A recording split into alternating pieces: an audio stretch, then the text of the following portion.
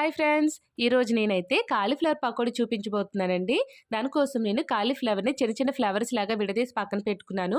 ఇప్పుడు ఒక గిన్నెలో 2 గ్లాసులు వాటర్ మరగబెట్టుకొని అందులో కొంచెం సాల్టు, పసుపు వేసి మరుగుతున్న వాటర్‌లో ఫ్లవర్స్ కూడా వేసి ఒక నిమిషం ఉంచిన తర్వాత వాటర్‌లోంచి పక్కకు తీసి పెట్టుకోండి.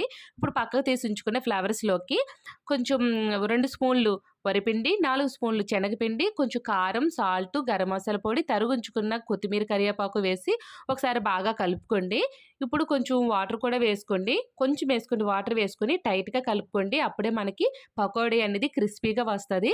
ఇక్కడ వరిపిండికి బదులు మీరు మొక్కజొన్న పిండైనా వాడొచ్చు.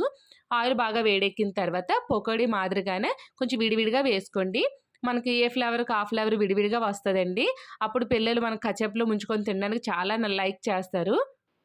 చక్కగా మంచి కలరొచ్చే వరకు వేయించుకొని తీసుకుంటే అంతేనండి. కాలీఫ్లవర్ పకోడీ రెడీ అయిపోతుంది. మీకు నచ్చిందా? నచ్చితే లైక్ చేయండి. బాయ్.